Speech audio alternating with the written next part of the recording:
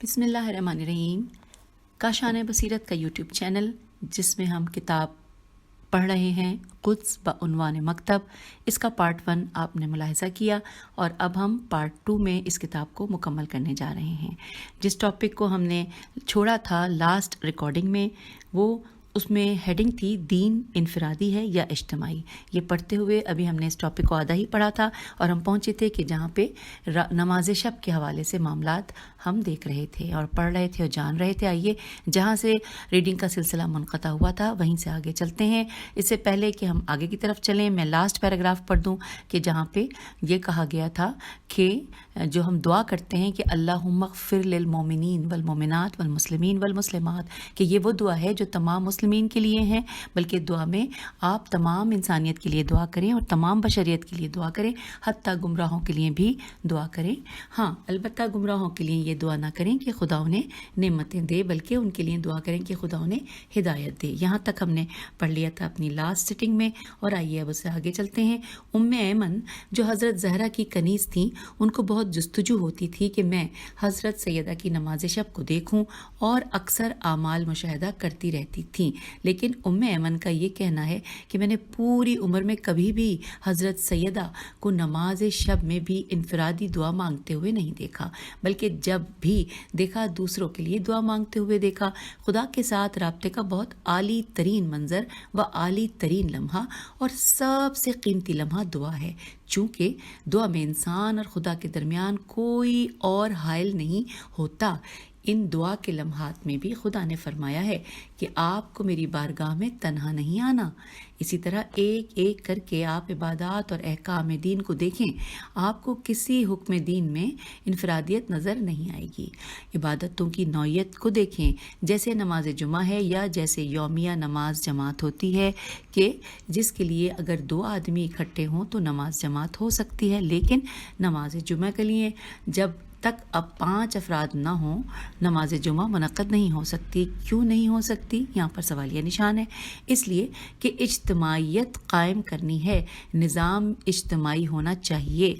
इबादत के अंदर आपकी रूह इज्तिमाई होनी चाहिए ताकि इस आलम हस्ती में आप एक दूसरे की निस्बत ला ताल्लुक़ ना हो, क्योंकि हमारे नफ्स की हकीकत यही है कि हम पैदाइशी व फितरी तौर पर और तकवीनी तौर पर भी इस आलम हस्ती से लाताल्लुक़ नहीं हैं। जैसे एक जजीरा होता है कि जिसको चारों तरफ से पानी ने घेरा होता है और उसका खुश्की के साथ कोई भी राब्ता नहीं होता, इसी तरह हम मुसलमान हकीकत में कौन हैं?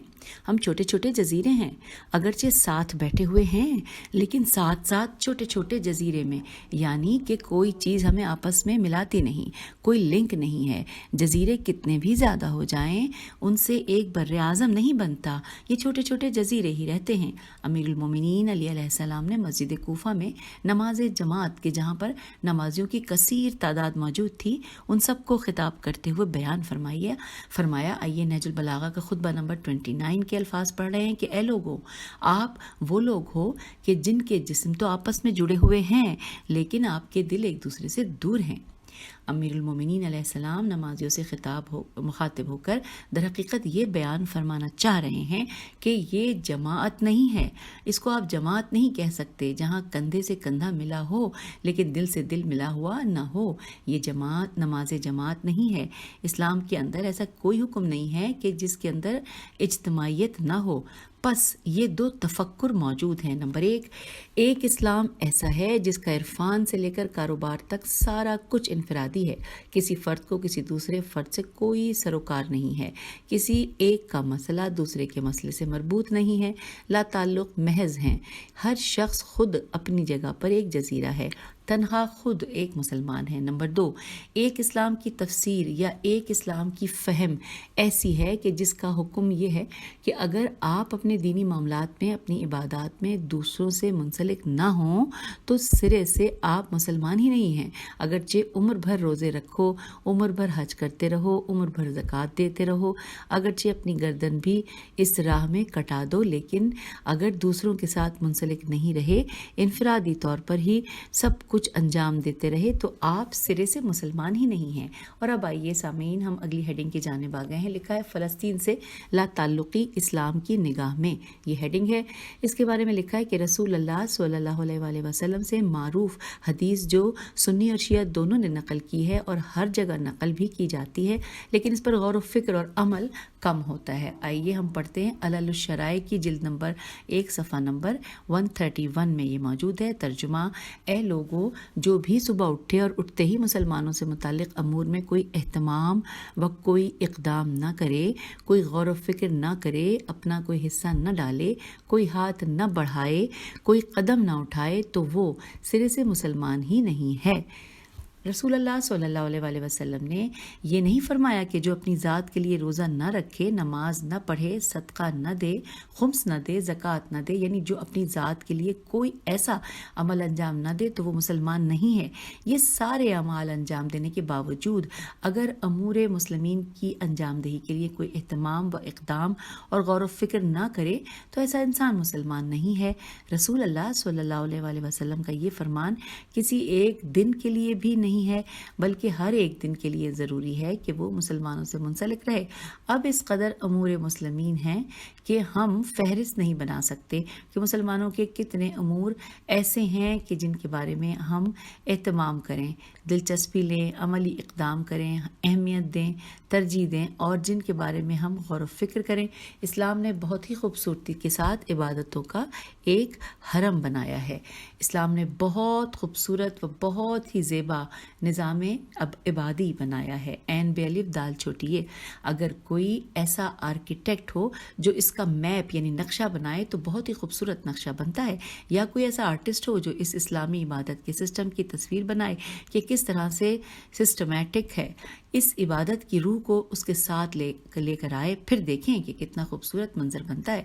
کس طرح سے اسلام نے عبادتوں میں اجتماعیت کی روح بھری ہے اور کس طرح ایک دوسرے سے مرتبط کیا ہے، میم رے تے بے توئے، مرتبط کیا ہے۔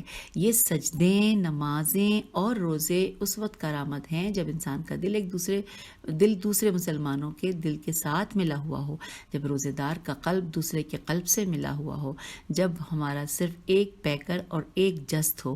رسول اللہ صلی اللہ علیہ وآلہ وسلم سے ہی ایک اور روایت مروی ہے کہ مسلمانوں کی مثال آپس میں ایسے ہی ہے جیسے ایک جسم ہوتا ہے اور باقی سب اس کے اعضاء ہیں۔ اعضاء سے مراد یہ ہے کہ سب مل کر ایک پیکر اور ایک جسم ہے۔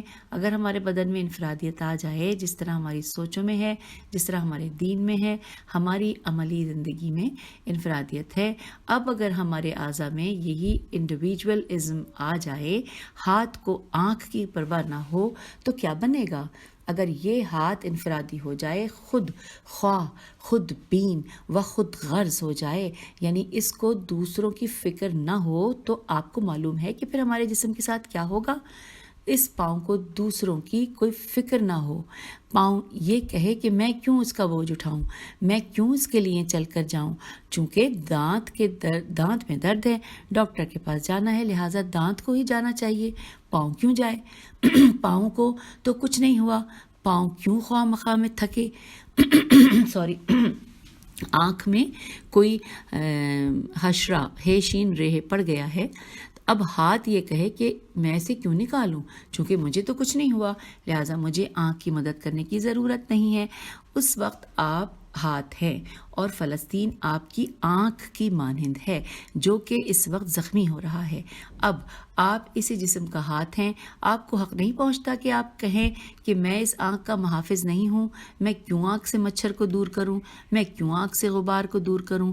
یہی انفرادیت اگر آپ کے جسم کے اعضاء کے اندر آ جائے تو آپ کی کیا حالت بنے گی اور آپ کا کیا حشر ہوگا۔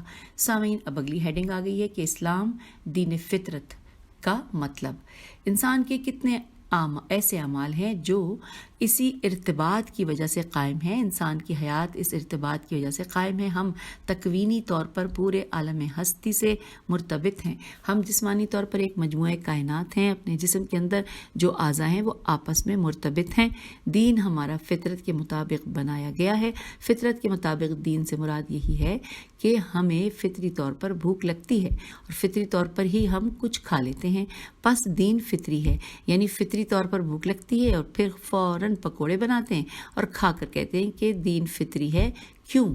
اس لیے کہ فطرتاً پکوڑے کھانے کو جی کر رہا ہے، یعنی جی کر رہا ہے۔ اس طرح سے تو دین فطری نہیں ہو جاتا۔ اسلام دین فطرت سے مراد کیا ہے؟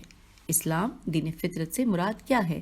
یعنی روح دین ویسے ہی ہے جیسے آپ کی فطرت کا نظام ہے، جیسے آپ کی طبیعت کا نظام ہے، جس طرح آپ کے جسم و روح کا نظام ہے، اسی طرح دین کا نظام ہے۔ خداوند تبارک و تعالیٰ نے عبادتوں کو اس طرح سے تدوین کیا کہ اعلی ترین عبادتوں کا آخری مرحلہ اور مرتبہ حج ہے کہ جس کا کوئی بھی عمل انفرادی نہیں ہے، یعنی کوئی ایک عمل حتیٰ کہ جزئی عمل بھی انفرادی نہیں ہے، لیکن جس اسلام میں انڈیویجولزم آ جائے وہاں پر وہی حج کہ جس میں کوئی عمل انفرادی کر ہی نہیں سکتے، اس کو بھی جا کر انفرادی طور پر بجا لا کر آ جاتے ہیں، اکٹھے ہو جاتے ہیں، کندھے سے کندھا ملا کر کھڑے ہو جاتے ہیں، لیکن ان حاجیوں کا آپس میں کوئی ارتباط نہیں ہوتا، دل جدا جدا ہوتے ہیں۔ مسلمانوں کے دل ایک دوسرے کے ساتھ مربوط و منسلک نہیں ہوتے۔ اور اب آئیے سامعین، اگلی ہیڈنگ ہم پڑھتے ہیں۔ ہیڈنگ ہے شناخت دین۔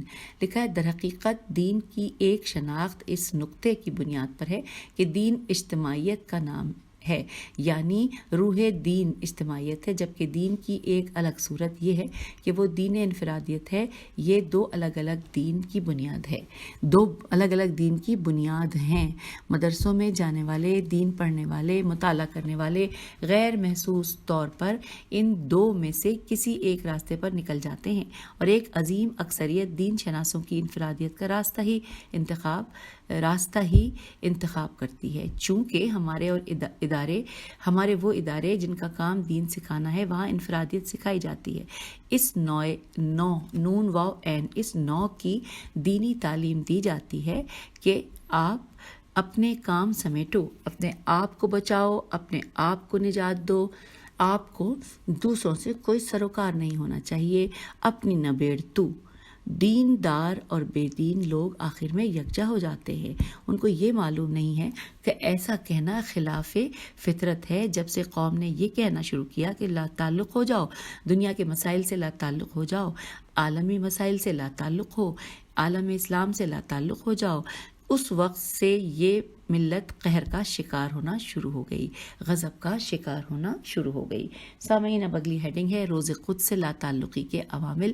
آئیے جانتے ہیں۔ لکھا ہے دین کے بارے میں ایک تفکر یہ بھی پایا جاتا ہے کہ اسلام کا سیاست سے کوئی تعلق نہیں ہے۔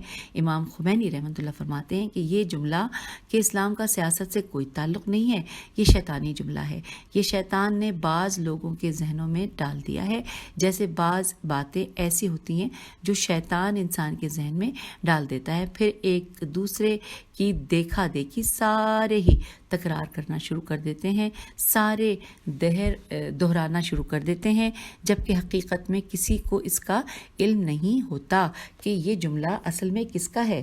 لہٰذا بقول امام راحل رحمۃ اللہ ریلف ہلام کہ یہ شیطانی جملہ ہے جو شیطان نے ذہنوں میں ڈالا اور پھر زبان سے جاری کروا دیا ہے کہ دین کا سیاست سے کوئی تعلق نہیں۔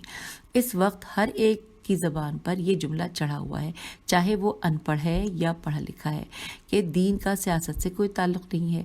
عالم دین ہے تو بھی کہتا ہے کہ دین کا سیاست سے کوئی تعلق نہیں ہے، اور اگر معاشرے کا عام فرد ہے جو دین کی صحیح طریقے سے شناخت بھی نہیں رکھتا، وہ بھی یہی کہتا ہے کہ دین کا سیاست سے کوئی تعلق نہیں ہے۔ جو خواص ہیں وہ تو ساتھ ہی یہ بھی دعویٰ کرتے ہیں کہ ہم نے پورا دین پڑھا ہے، گویا ہمیں تو اس میں کوئی سیاست نظر نہیں آئی۔ اب معلوم نہیں کہ کس آنکھ سے پڑھا ہے، دونوں آنکھوں سے پڑھا ہے یا ایک آنکھ سے پڑھا ہے۔ اگلے پیراگراف میں ہے کہ امام خمینی رحمۃ اللہ فرماتے ہیں کہ میں نے جو اسلام پڑھا ہے اس سے مجھے تو یہی سمجھ میں آیا ہے کہ دین سیاست سے جدا نہیں ہے، بلکہ دین میں سیاست ہے، اور سیاست عین دین ہے۔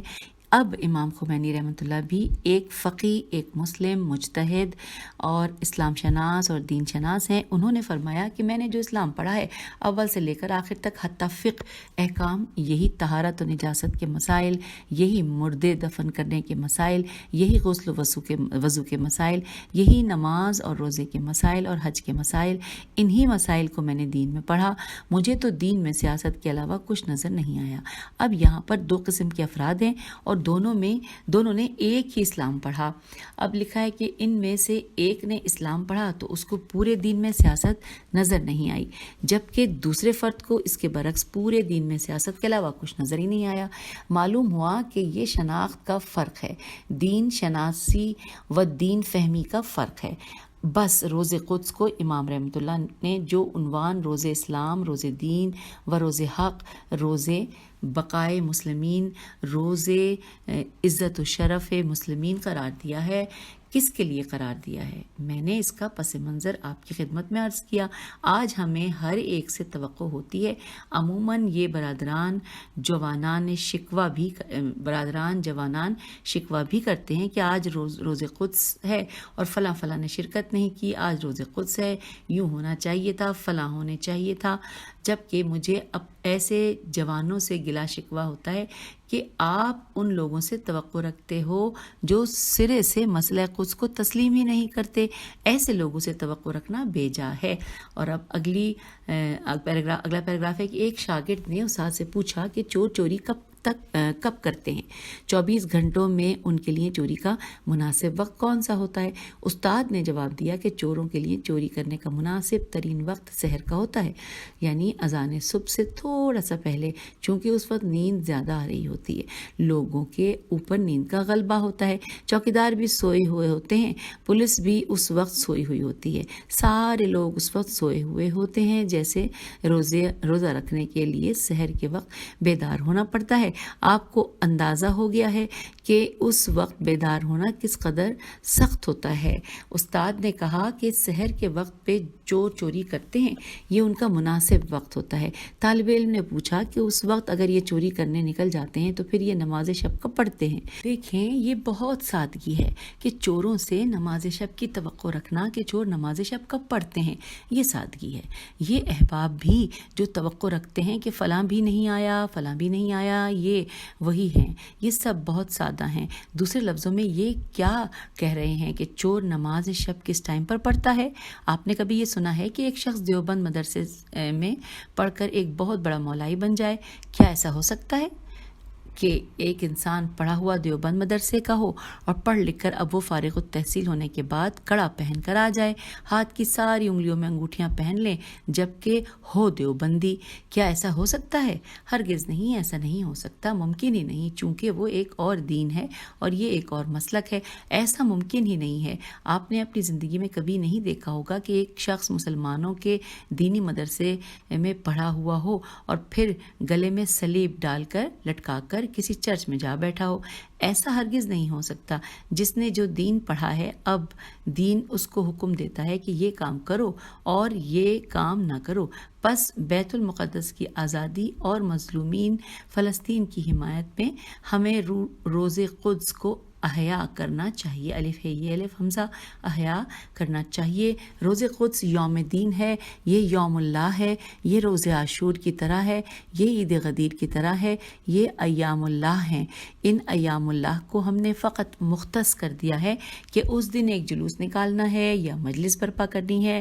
اس کے بعد سال بھر ہماری کوئی ذمہ داری نہیں ہے. ہم در حقیقت ان سارے دنوں کی سالگرہ مناتے ہیں. ہم نے ان کو سالگرہ میں تبدیل کر دیا ہے. عاشور کی سالگرہ مناتے ہیں اور غدیر کی سالگرہ ہوتی ہے اور عید فطر کی سالگرہ ہوتی ہے. لیلۃ القدر کی بھی سالگرہ ہوتی ہے. لیلۃ القدر کیا ہے؟ کچھ اعمال مفاتح میں لکھے ہوئے ہیں. جیسے ان میں سے ایک عمل یہ ہے کہ قرآن سر پر رکھ کر اتنی دفعہ بکا یا اللہ کہو. اور اب پڑھنے والے کو یہ بھی نہیں معلوم کہ بے کے نیچے زیر ہے اور کاف اور یہ انورٹڈ کاما میں ہے، ایک لفظ ہے اور اللہ الگ لفظ ہے، اور اس لفظ کو بکیل اللہ غلط وکیل اللہ پڑھ کر سمجھتا ہے کہ یہ بک یا اللہ ایک ہی لفظ ہے، اور یہ اپنی اس معرفت کے ساتھ اعمال انجام دے کر مطمئن ہو جاتا ہے کہ میں نے عبادت کا حق ادا کر دیا ہے۔ بغیر معرفت کے اعمال انجام دینے سے انسان کو کوئی فائدہ نہیں پہنچے گا۔ بغیر معرفت کے آپ قرآن کو سر پر رکھو یا قرآن کو گود میں رکھو یا الماری میں سنبھالے رکھو، یہ قرآن ہمیں کوئی فائدہ نہیں پہنچائے گا۔ شب قدر کو جو قرآن سر پہ رکھا جاتا ہے تو یہ ایک علامتی کام ہے جو آپ نے انجام دیا ہے۔ در حقیقت اس قرآن کو کھول کر دیکھو، اس کے اندر کیا لکھا ہوا ہے، اور یہ آپ کو تعلیم کیا دیتا ہے، یہ آپ سے طلب کیا کرتا ہے، اور یہ آپ سے مانگتا کیا ہے، یہ کہتا کیا ہے۔ پس یہاں دین میں قدس کے بارے میں 2 قسم کی شناخت کروائی جاتی ہے۔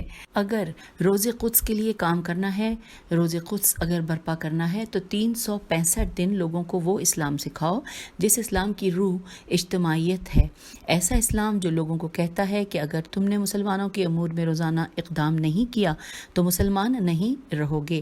365 دن یہ اسلام سکھاؤ تاکہ 366ویں دن لوگ مسلمین کے لیے آواز اٹھا سکیں، لیکن ایسا اسلام وہ دین کہ جس میں یہ تعلیم دی گئی ہو کہ انورٹڈ کاما تم کو پرائی کیا پڑی اپنی نبیڑ تو، انورٹڈ کاما کلوز، تمہیں فقط خود کو بہشت پہنچانا ہے، جبکہ ایسی سوچ رکھنے والے ہر فرد کے لیے چاہے وہ خواص میں سے ہو یا عام عوام میں سے، سب کے لیے بہشت کے دروازے بند ہیں، چونکہ صراط مستقیم ایک ایسی موٹر وے ہے کہ اس پر اکیلی گاڑی چڑھنے ہی نہیں دیتی، اس لیے کہ قرآن کا فیصلہ ہے کہ ہم نہیں چڑھنے دیں گے، آپ جتنے مرضی جتن کرتے رہو، لاکھ کوششیں کرتے ہو، اجتماعیت کے بغیر آپ کو نہیں جانے دیں گے۔ بعض علاقے ایسے ہوتے ہیں جو تھوڑے غیر آباد ہوتے ہیں، وہاں پولیس کھڑی ہوتی ہے، ان علاقوں سے گزرنے کے لیے کاروان بنا کر بھیجتے ہیں، وہاں سے اکیلی گاڑی لے جانے کی اجازت نہیں دیتے۔ کیوں؟ اس لیے چونکہ راستہ خطرناک ہے۔ اس طرح سے انسان جتنی مرضی نمازیں پڑھ کر جائے، وہ روزے رکھ کر جائے، صراط مستقیم پر کسی کو اکیلے نہیں چڑھنے دیا جائے گا۔ قرآن مجید میں خداوند تبارک و تعالیٰ کا ارشاد ہے، والعصر ان الانسان لفی خسر الا الذین آمنوا وعملوا الصالحات وتواصوا بالحق وتواصوا بالصبر۔ اگر ان آیات پر غور کریں تو والعصر ان الانسان لفی خسر الا الذین آمنوا وعملوا الصالحات، یہاں تک تو انڈیویجولزم ہو سکتا ہے، لیکن قرآن نے فوراً آگے سائن بورڈ لگا دیا ہے کہ ممنوع ہے، اکیلی گاڑی کا داخلہ ممنوع ہے۔ کیا کہ وتواصوا بالحق وتواصوا بالصبر، یہاں سے خداوند تبارک و تعالیٰ یہ ارشاد فرما رہا ہے کہ دوسروں کو ساتھ لے کر آؤ، کاروان کی شکل میں آؤ، اجتماعیت کی شکل میں آؤ، تم یہاں تنہا نہیں آ سکتے ہو، ورنہ تو دین بہت آسان تھا، ورنہ ہر نبی ایک خانقاہ بنا کر، ہر امام ایک خانقاہ بنا کر بیٹھ جاتے اور امت سے کہہ دیتے کہ امام اور نبی کا کام اپنے آپ کو بہشت پہنچانا ہوتا ہے، بس بات ختم۔ لیکن ہر امام سے اس کی امت کے بارے میں پوچھا جائے گا کہ امت کو آپ کہاں چھوڑ کر آئے ہو، امت کہاں ہے؟ روز قدس کا پس منظر یہی ہے۔ روز قدس ایک دقیق، عمیق اور گہری اسلام شناسی کا نتیجہ ہے، ایک الہی بصیرت کا نتیجہ ہے۔ روز قدس کسی سیاسی مفاد کا نتیجہ نہیں ہے، اور جب تک دین کی اتنی بصیرت خدا کسی کو نہ دے دے، اس وقت تک انسان کو اس کی اہمیت کا اندازہ نہیں ہو سکتا کہ روز قدس کیا ہے۔ وہ ذہن یہ سمجھنے سے قاصر ہے کہ یوم القدس کیا ہے، اور جس ذہن سے یہ تفکر نکلا ہے وہ ذہن کیا ذہن تھا، اس نے یہ بات کیوں کی اور کیا سمجھ کر کی اور کیا سوچ کر کی۔ اور اب آئیے سامعین، اگلی ہیڈنگ کی جانب لکھا ہے افکار امام خمینی مانند درخشندہ سورج۔ لکھا ہے اسی طرح امام خمینی رحمۃ اللہ کی فکر، امام کا نظریہ اور دین شناسی یہ ایک درخشندہ سورج ہے۔ سب کے سب بزرگ علماء ہمارے سر آنکھوں پر، ہم ان کے لیے خاک پا ہیں، لیکن جب بصیرت کا سورج طلوع ہو گیا، جب حقانیت کا سورج طلوع ہو گیا، جب امام رحمۃ اللہ نے آ کر روح دین پوری بشریت کو اور بالخصوص مسلمانوں کو سمجھا دیا ہے، تو اب ٹمٹماتے دیوں کا سہارا نہ لو۔ اب جب کہ سورج بصیرت طلوع ہو گیا ہے تو اس سورج کی روشنی سے فائدہ اٹھاؤ۔ ایک زمانہ تھا جب معلوم نہیں تھا، کوئی بیان کرنے والا نہیں تھا، یعنی اس رمز کو کھولنے والا کوئی نہیں تھا۔ اب آگے اس حقیقت سے پردہ اٹھانے والا پہلے کوئی نہیں تھا۔ اس وقت ہم حیران تھے، تردد کا شکار تھے کہ ہم ادھر جائیں یا ادھر جائیں، یہ معلوم نہیں ہو رہا تھا۔ لیکن اب جب کہ وہ حقیقت کھل کر سامنے آ چکی ہے، اب تو تردید نہیں ہونی چاہیے، اب تو ہمیں متردد نہیں ہونا چاہیے۔ اب ٹمٹماتے ہوئے دیوں کا سہارا نہ لیں۔ امام خمینی رحمۃ اللہ کے جو عظیم اقدامات ہیں، ان میں سے روز قدس کی افادیت اور امام خمینی رحمۃ اللہ کے جو دیگر اعمال و کارنامے ہیں، ان کی حقیقت کے بارے میں پہلے بھی عرض کر چکا ہوں کہ امام اور امام رحمۃ اللہ کے اقدامات کو سمجھنے کے لیے وہ زمانہ جو ضروری ہے اس کی مدت ابھی پوری نہیں ہوئی ہے۔ جب اگلی نسلیں آئیں گی تو انہیں پتہ چلے گا اور وہی سمجھ سکیں گی کہ یہ کس قدر عظیم شخصیت تھی اور انہوں نے کیا کیا عظیم کارنامے انجام دیے ہیں، اور اس عظیم شخصیت نے امتوں کو کیا راستہ دکھایا۔ حقیقت یہ ہے کہ امام خمینی رحمۃ اللہ کو سمجھنے کے لیے میں اپنے استاد گرامی کا قول یہاں پر نقل کرتا ہوں کہ حضرت آیت اللہ جوادی عاملی کا یہ فرمانا ہے کہ آپ کو کیا معلوم ہے کہ مال خمینی و ما ادراکا مال خمینی، کیا آپ کو کیا معلوم ہے کہ خمینی کیا ہیں؟ آپ جانتے ہی کیا ہو کہ خمینی کیا ہیں؟ خمینی رحمۃ اللہ کو سمجھنے کے لیے کم از کم 200 سال چاہیے۔ آپ نے فقط خمینی رحمۃ اللہ کی تصویر دیکھی ہے، آپ نے خمینی کے چند حالات سنے ہیں، لیکن وہ حقیقت خمینی رحمۃ اللہ ابھی کھل کر سامنے وہ حقیقت خمینی ابھی کھل کر سامنے نہیں آئی ہے۔ کم از کم 200 سال چاہیے تاکہ خمینی رحمۃ اللہ دنیا کے سامنے کھل کر آ جائیں۔ اتنی سطحی اور سرسری چیز نہیں ہے، مگر یہ کہ جس کو خدا اتنی بصیرت دے دے کہ آج اس زمانے میں بیٹھ کر اس گہرائی تک اتر جائے جس گہرائی میں امام خمینی رحمۃ اللہ نے جا کر دین اور قرآن کو سمجھا۔ لکیر کا فقیر بننے سے یہ باتیں سمجھ میں نہیں آ سکتی۔ یہ ایک شعار دین ہے اور یوم اللہ ہے، یعنی اس کے پیچھے وہ پوری شناخت دینی اور بصیرت دینی کار فرما ہے جس کی طرف میں نے صرف اشارہ کیا ہے۔ اس کو کھولنے کی ضرورت ہے کہ وہ شناخت دینی کیا ہے۔ اور سامعین، اب اگلی ہیڈنگ ہے کہ اسرائیل اور یہودیت میں فرق۔ لکھا ہے ہمیں اسرائیل کو سمجھنے کی ضرورت ہے کہ اسرائیل کیا چیز ہے اور کیا جرثومہ ہے۔ جیسا کہ ایک مومن نے سوال بھی کیا، اور خصوصاً اس وقت جو شبہات ذہنوں میں ڈالے جا رہے ہیں، اس وقت وہ شبہات اس حوالے سے کہ یہود اور چیز ہے اور اسرائیل اور چیز۔ آپ اسرائیل اور یہودیت میں فرق رکھیں۔ اگر میں آپ کو مثال سے سمجھانا چاہوں کہ کیا کہہ رہا ہوں، جس طرح اہل سنت اور سپاہ صحابہ میں فرق ہے، کتنا فرق ہے اہل سنت اور سپاہ صحابہ میں، وہی فرق یہودیت اور اسرائیل میں ہے۔ چونکہ سپاہ صحابہ کوئی مذہب نہیں ہے، بلکہ سپاہ صحابہ ایک دہشت گرد تنظیم ہے، ایک دہشت گرد ٹولہ ہے، ایک خونی اور خون ریز ٹولہ ہے، ایک قصاب ٹولہ ہے، ایک وحشی اور درندہ ٹولہ ہے، یہ انسان نما ٹولہ ہے۔ ان کا نہ کسی مذہب سے کوئی تعلق ہے اور نہ ہی اہل سنت سے تعلق ہے، نہ کسی اور مذہب سے تعلق ہے، اگرچہ وہ اپنے آپ کو اہل سنت سے منسوب کر دیتے ہیں، لیکن حقیقتاً بذات خود اس مذہب کے تحت یہ انسان نہیں ہے، بلکہ یہ ایک درندہ صفت انسان اور وحشی ٹولہ ہے۔ بسا اوقات ہم یہ غلطی کر جاتے ہیں کہ ہم اس وحشی اور درندے ٹولے کے اعمال کو اہل سنت کی طرف نسبت دیتے ہیں کہ یہ بہت بڑی غلطی ہے، ہمیں یہ غلطی نہیں کرنی چاہیے۔ ایسی غلطی کبھی نہ کریں، یعنی اس ٹولے کے اعمال کو اہل سنت کی طرف منسوب نہ کریں، اگرچہ یہ گروہ ان سے منسوب ہے۔ در حقیقت یہ اہل سنت کی سستی و کوتاہی ہے کہ اہل سنت نے حق ادا نہیں کیا، یہ شکوہ اہل سنت سے ہے۔ حتیٰ یہود جتنی بصیرت بھی اہل سنت میں ہوتی تو یہ اپنا دامن اس گروہ کے اعمال سے پاک رکھتے۔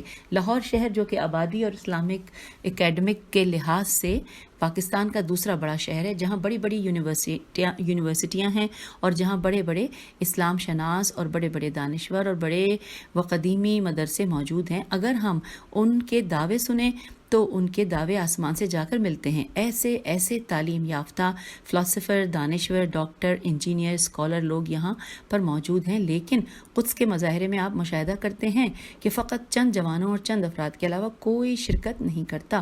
ہم نے آج اس دہشت گردی سے اظہار برائت کے لیے یہ کام کیا، لیکن آپ کو معلوم ہے کہ امریکہ میں سب سے بڑا مظاہرہ اسرائیل کے خلاف یہود نے کیا کہ ہمارا اس سے کوئی تعلق نہیں ہے۔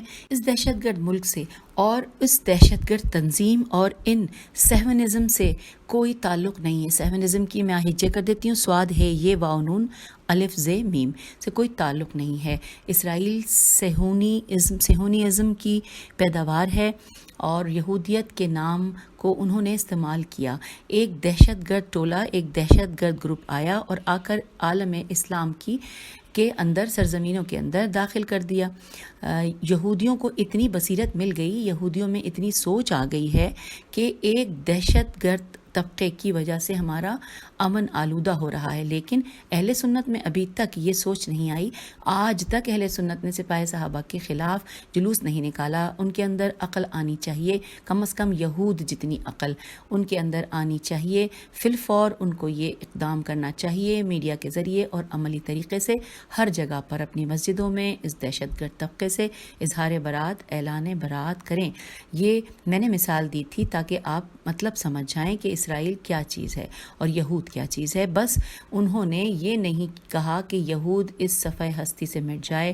مغالطے کی کوئی گنجائش نہیں ہے، جبکہ اسرائیل نے مذہبی بیس کو استعمال کیا، نام تو استعمال کیا لیکن اس کی حقیقت کچھ اور ہے. اور اب آئیے ہیڈنگ ہے کربلا اور خیبر، آزادی فلسطین کا منشور. یہ ہیڈنگ ہے، لکھا ہے اسرائیل کو مٹ جانا چاہیے. مٹ جانے کا مطلب یہ نہیں کہ اسرائیل خود ہی ایک دن کہے گا کہ آپ نے کہا مٹ جاؤ لہٰذا ہم مٹ رہے ہیں. ایسے تو نہیں مٹے گا، بلکہ اسرائیل کو مٹانا پڑے گا.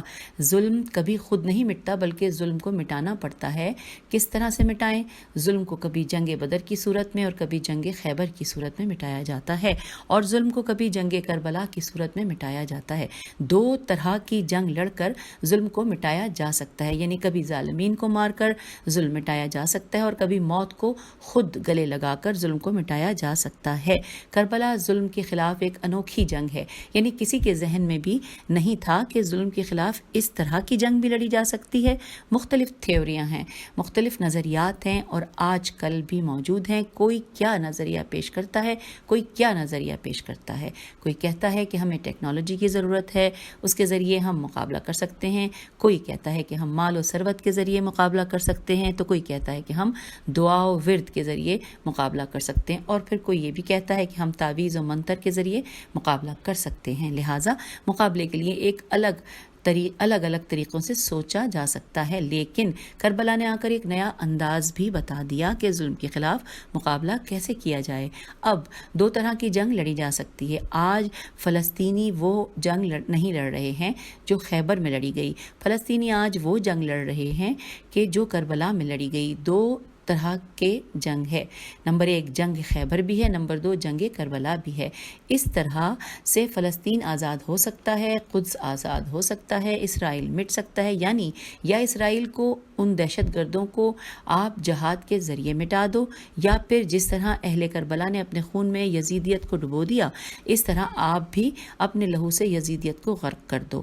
آپ مشاہدہ کر رہے ہیں کہ جب سے فلسطینیوں نے کربلا کا راستہ دیکھا، آج اسرائیل کو اپنا وجود خطرے میں نظر آ رہا ہے. فقط جلوس کافی نہیں ہے، بلکہ ہمیں انتقاضہ الف نون تے، انتفاضہ الف نون تے فے الف زواد ہے، انتفاضہ کی طرف آگے بڑھنا ہے، نہ کہ فقط جلوس کی طرف بڑھنا ہے. امام رحمۃ اللہ نے قدس کا اعلان فقط جلوس کے لیے نہیں کیا تھا، بلکہ اس لیے کیا تھا کہ یہ ایک عالمی انتفاضہ میں تبدیل ہو جائے. انتفاضہ جمعۃ الوداع کے دن روڈ پر آ کر فقط مرد آباد اسرائیل کہنے کا نام نہیں ہے، بلکہ انتفاضہ وہی ہے کہ جو آج کل سرزمین فلسطین پر برپا ہے، اس کا حصہ بننا ہے. اس لیے میں نے کہا تھا کہ قدس کے لیے 365 دن کچھ اور کام کریں اور آخری دن پھر آ کر جلوس نکالیں. اس دن آپ مظاہرہ کریں گے تو اس مظاہرے میں کوئی اور اثر ہوگا. حقیقی حل جو کہ امام رحمۃ اللہ نے پیش نظر تھا وہ یہ ہے کہ ایک عالمی انتفاضہ اسرائیل کے خلاف، بلکہ عالمی استکبار الف سین تے کاف بے الف رے کے خلاف ہو، جو اسرائیل کے سرپرست ہیں. اسرائیل تو ان کے ہاتھ میں ایک کھلونا ہے. اس وقت بہت ساری غلط فہمیاں میڈیا کے ذریعے ہمارے ذہنوں میں بٹھا دی گئی ہیں. ہمیں خوف زدہ کیا گیا ہے، یہود کا ایک بھوت بنا کر پیش کر دیا یہود حاکم ہے، یہود قابض ہے، یہود کے ہاتھ میں سب کچھ ہے اور سیاہ و سفید کے مالک ہیں۔ اس قدر سنا کر ہمارے ذہن کو مفلوج کر دیا گیا ہے کہ ہم نے یہود کے بارے میں سوچنا ہی چھوڑ دیا ہے کہ اتنی مافوق طبیعت اور مافوق فطرت ایک طاقت ہمارے مقابلے میں موجود ہے کہ جس کے بارے میں ہم سوچ بھی نہیں سکتے۔ لیکن آپ نے دیکھا کہ خالی ہاتھ فلسطینیوں نے اس بھوت کا بھرم کھول دیا ہے۔ یہ کچھ بھی نہیں ہے، اصل ماجرا صہیونزم، دہشت گردی اور ظلم و ستم ہے۔ قرآن بھی ہمیں یہی درس دیتا ہے، اسلام بھی ہم سے یہی چاہتا ہے کہ ہم کہیں اس ریلے میں بہہ نہ جائیں۔ اور یہاں پر شیخ ابراہیم ذوق کا ایک شعر لکھا ہے کہ رند خراب حال کو زاہد نہ چھیڑ تو، رندے خراب حال کو زاہد نہ چھیڑ تو، تجھ کو پرائی کیا پڑی اپنی نبیڑ تو۔ یہ اسلام نہیں ہے، اسلام وہ ہے جو دوسرے ادیب نے بیان کیا ہے۔ اگر اردو شعر سے ہی اسلام سمجھانا ہے تو یہ اسلام کا ترجمان نہیں ہے، بلکہ امیر مینائی کا وہ شعر ہے کہ خنجر چلے کسی پہ تڑپتے ہیں ہم امیر، سارے جہاں کا درد ہمارے جگر میں ہے۔ یہ امیر مینائی کا شعر ہے۔ انسان کی یہ فضیلت ہے کہ وہ مسلمان روزہ رکھ کر نہیں بنتا، نماز پڑھ کر نہیں بنتا، حافظ بن کر نہیں بنتا، قرآن پڑھ کر نہیں بنتا ہے۔ مسلمان بنتا ہے جب سارے جہان کا درد جب اس کے جگر میں آ جائے، اس وقت تو مسلمان ہو جاتا ہے۔ جب تک سارے جہان کا درد ایک جگر میں نہ آئے، انسان مسلمان نہیں بنتا۔ امام خمینی رحمۃ اللہ کے دل میں سارے جہاں کا درد تھا، کہیں پر خنجر چبھتا تھا تو امام رحمۃ اللہ تڑپتے تھے۔ آج ہم اپنا جائزہ لیں کہ ایک طرف سے تو اپنے آپ کو ہم شیعہ کہتے ہیں، تشیع کا مطلب ہی یہی ہے کہ خنجر چلے کسی پہ تڑپتے ہیں ہم امیر، یہی تشیع ہے۔ واقعی یہ بہت ہی قیمتی شعر ہے۔ کوفے میں امیر المومنین علیہ السلام کی حکومت اور قلم رو سلطنت میں مصر کے اندر شامی فوج نے حملہ کیا اور ایک یہودی عورت کے پاؤں سے پازیب نکال لی۔ شامی دہشت گرد گروہ نے بارڈر پر حملہ کیا۔ بارڈر پر یہودی رہتے تھے، ایک یہودن کے پاؤں سے پازیب اتار لی گئی۔ یہ نہج البلاغہ میں حضرت علی علیہ السلام کا خطبہ ہے کہ حضرت علی علیہ السلام نے کوفے میں اپنی فوج کو اور اپنے سارے شیعہ لوگوں کو اکٹھا کر کے یہی جملہ فرمایا کہ مجھے خبر ملی ہے کہ قلم رو اسلامی میں ایک یہودن کے پاؤں سے پازیب نکال لی گئی ہے۔ اس پر ایک غیور انسان غیرت سے مر جائے تو اس کو حق پہچانتا ہے اور ملامت کے قابل نہیں ہے، یعنی یہ ایک مسلمان کے لیے مر جانے کا مقام ہے کہ اس کی موجودگی میں اور اس کی زندگی میں ایک یہودن کے پاؤں سے پازیب نکل جائے۔ وہ علی جو اپنی قلم رو میں ایک یہودن سے پازیب لینے کو برداشت نہیں کر سکتے ہو، آج فلسطین کی سرزمین پر یہ ظلم برداشت کر سکتے ہیں؟ اس جملے کو میں دوبارہ تھوڑا سا پہلے سے پڑھتی ہوں، اور پہلے سے کہ حضرت علی علیہ السلام کا خطبہ ہے کہ حضرت علی علیہ السلام نے کوفے میں اپنی فوج کو، اپنے سارے شیعہ لوگوں کو اکٹھا کر کے یہی جملہ فرمایا کہ مجھے خبر ملی ہے کہ قلم رو اسلامی میں ایک یہودن کے پاؤں سے پازیب نکال لی گئی ہے۔ اس پر ایک غیور انسان غیرت سے مر جائے تو اس کو حق پہچانتا ہے اور ملامت کے قابل نہیں ہے، یعنی یہ ایک مسلمان کے لیے مر جانے کا مقام ہے کہ اس کی موجودگی میں اور اس کی زندگی میں ایک یہودن کے پاؤں سے پازیب نکل جائے۔ وہ علی جو اپنی قلم رو میں ایک یہودن سے پازیب لینے کو برداشت نہیں کر سکتے ہو، آج فلسطین کی سرزمین پر یہ ظلم برداشت کر سکتے ہیں؟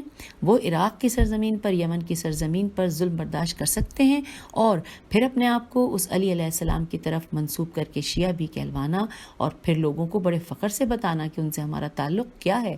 یہ تو وہ علی علیہ السلام نہیں ہے جس کا ہم دم بھرتے ہیں، بلکہ ہمارے امام تو وہ علی علیہ السلام ہے کہ اگر یہودی پر بھی کوئی مشکل آتی ہے تو علی علیہ السلام کا دل تڑپتا ہے۔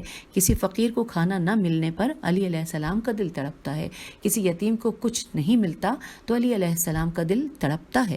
علی علیہ السلام جو کی روٹی، خشک روٹی کھاتے ہیں، اور جب پوچھا جاتا ہے کہ یہ سب کچھ میسر ہوتے ہوئے آپ کیوں ایسی غذا کھاتے ہیں، تو فرمایا اس لیے کھاتا ہوں کہ کہیں ایسا نہ ہو کہ یمن میں کوئی بھوکا ہو اور رات کو بھوکا سو گیا ہو اور میں یہاں پر پر تازہ روٹی کھا کر سو جاؤں، یہ ممکن نہیں ہے۔ یعنی یمن کے بھوکوں کے لیے علی کوفے میں تڑپتے ہیں۔ ہمارا مذہب اور ہمارا دین یہی ہے، یہ انسانیت ہے۔ ہم اتنے ہی مسلمان ہیں جتنی ہمارے دل میں تڑپ ہے۔